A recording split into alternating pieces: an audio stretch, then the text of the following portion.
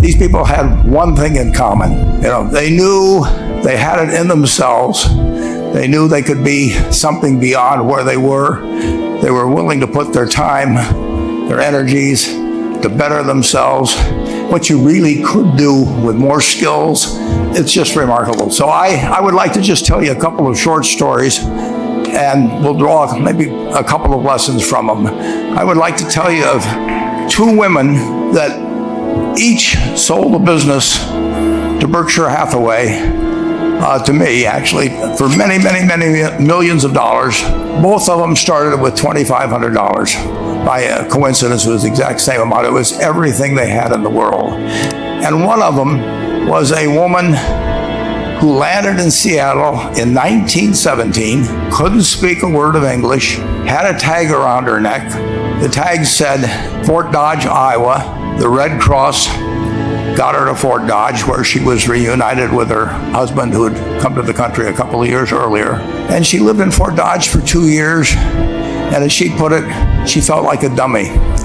She couldn't pick up the language. She couldn't learn a word. And so she and her husband decided to move to Omaha. So they came to Omaha in 1919, and there she found a small colony of Russian Jews, so she started feeling more at home. And then as her oldest daughter went to school, she would come home, this daughter, Frances, and she would teach her mother the words she'd learned in school that day. And this woman, Rose Blumpkin, spent 20 years saving money, bringing first her siblings over, her mother and father, $50 at a time. She sold used clothing to do it. She had 4 children during this period. And by 1937, after 20 years, she'd saved $2,500. She went to Chicago, and she bought what she could of furniture. Her dream had always been to open a furniture store. And this woman who had never gone to school one day in her life, with $2,500, but with the same spirit that the people in this room had about having a dream and working to accomplish that dream, she built a business which she sold to me in 1983 for $60 million approximately, and which did $1.5 billion worth of business last year. The 4th generation is working in that business. This woman, Rose Blumpkin, she worked for me until she was 103. And then she retired and she died the next year, which is a lesson to all of Berkshire's managers that premature retirement, you can't tell what's going to happen. But Mrs. B, with her $2,500, one further fact about her, she could not read or write. And she went into a furniture business, and she didn't bring anything unique in furniture, but she brought a determination to succeed. She knew she could outwork anyone else. She knew she cared about her customers. She worked at very low gross margins, but she built this incredible business. And I saw one other woman who did a similar thing with $2,500. I paid her hundreds of millions of dollars for her business. So I decided to go to the source and get these people before, I don't want you guys coming around to me asking me hundreds of millions of dollars. I'd like to join in with you much earlier. So I've followed this group.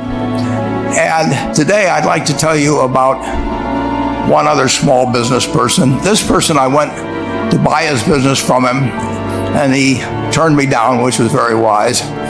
But this was a fellow who was born about 8 years before I was. He was born in 1922. We'll call him Jack, lived in the Midwest.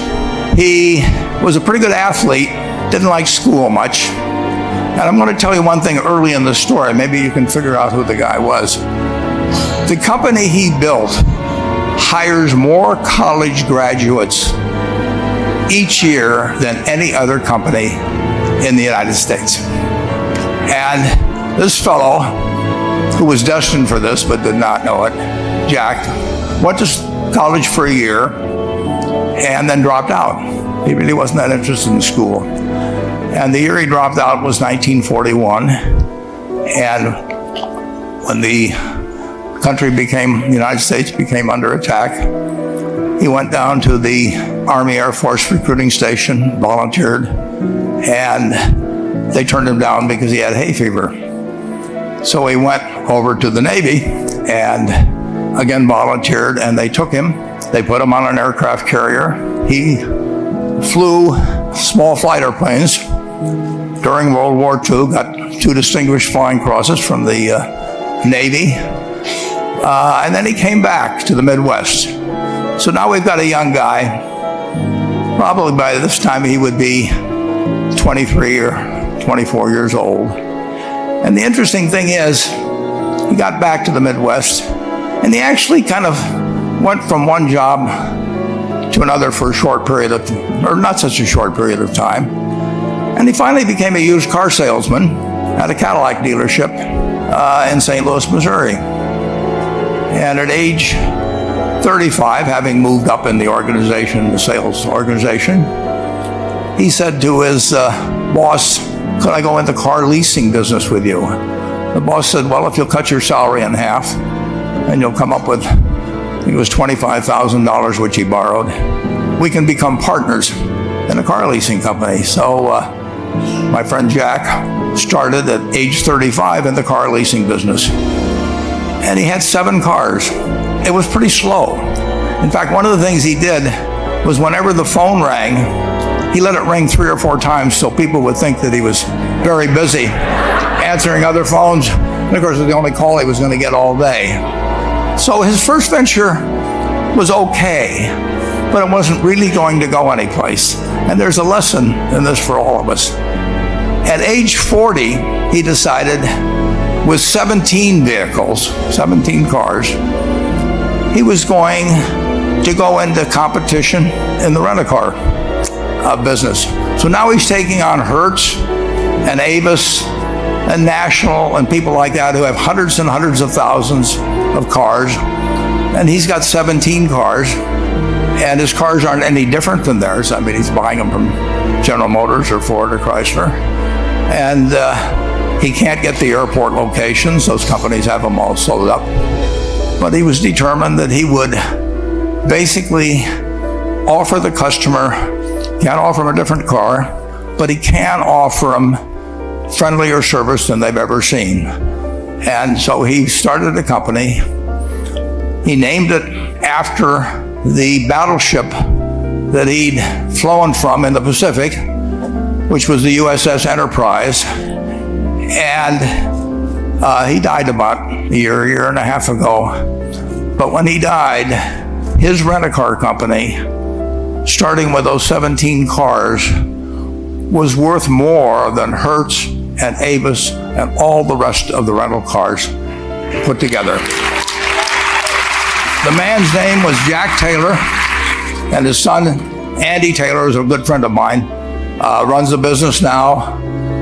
A grandchild is in the business.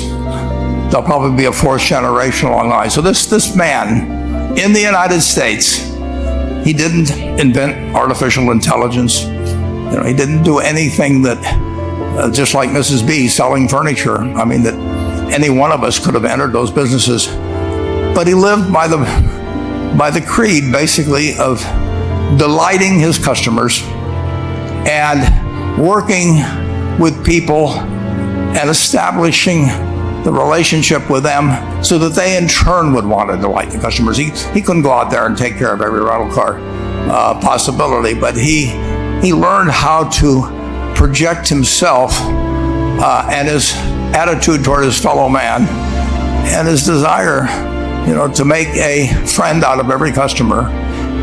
He managed to take very ordinary cars and turn them into this extraordinary business from virtually nothing. And it illustrates several points. One is, you don't necessarily get it exactly right the first time. I mean, the car leasing business, basically you were competing on the cost of money to finance cars. And it's very hard to delight a customer when you just give them the car and tell them to send you a monthly check for 5 years and you'll be back at that time. So his talents were being wasted basically in that business. But at the age of 40, with all of that experience behind him, he found the golden key. He took a very ordinary business and turned it into an absolutely extraordinary operation, just like Mrs. B, Rose Bumpkin, did with furniture. And he didn't worry about whether the Federal Reserve was going to tighten or ease. He didn't worry about whether the stock market was up or down yesterday. He didn't worry about the things he couldn't change, but he did focus on the one thing he could change, and that was the customer's experience. And I have seen the one that got away, Enterprise. I went down to Florida and tried to talk him into selling to Berkshire, and he was smart enough not to do it. Probably the value of the company has quadrupled since I made that visit. But he was smart enough to see that he would find that business. Henry Ford, as you may know, failed twice before he started the Ford Motor Company in 1903. I mean, the test isn't whether you get the greatest business idea in the world the first time out. The test is whether you keep learning as you go along what your strengths are and what you can do for your customers, what you can bring especially to the party. And to do that, you need the education that I know you've received through 10,000 small businesses, but you need a genuine desire day in, day out to delight the customer. I've never seen a business, and I've seen a lot of businesses, but I've never seen one that delights the customer that doesn't succeed. I mean, what you want is that customer the next day when they think, do I want to rent a car or do I want to buy some furniture? What goes through their mind? You know, it's the place where they've had a great experience. I don't know what I paid for this type. Actually, probably if somebody gave it to me, but for the purposes of this speech, I will say I have no idea. But or the shirt I'm wearing, but I do know, I will remember how I was treated when I bought it. I mean, you long forget about the price, but you never forget whether you had a good experience or a poor experience with the purchase experience. And you'll have a hard time finding a person that's had a wonderful experience, a delighted experience in purchasing anything that isn't going to come back.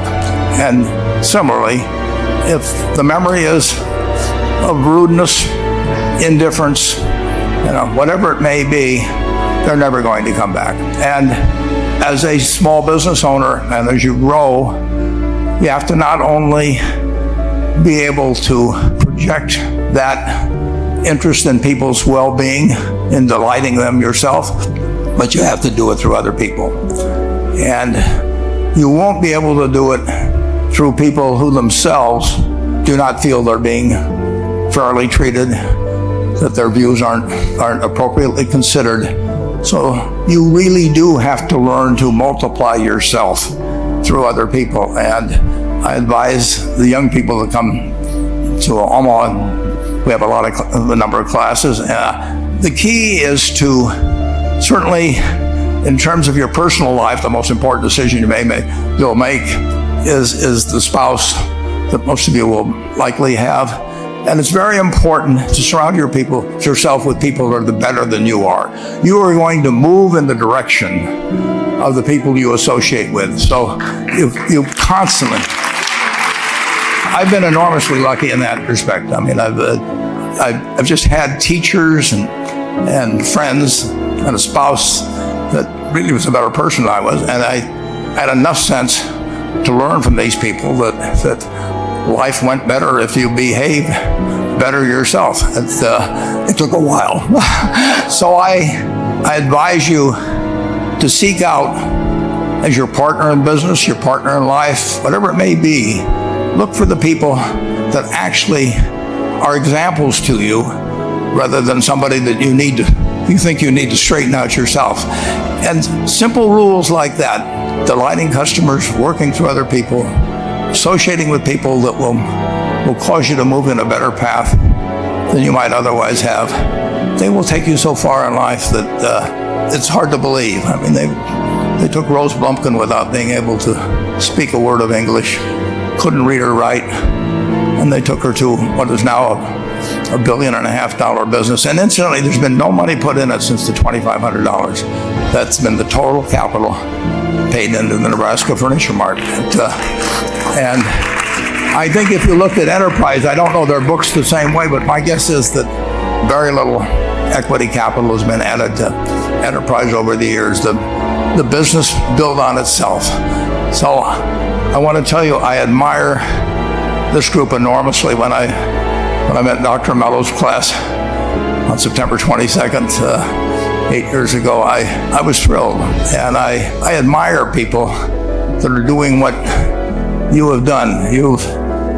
Working hard at your job at the same time, you took on an added, really, lot of hard work to further your skills. 99% graduate. I mean, it's a mind-blowing statistic. And I'm looking at 2,200 people here who I admire.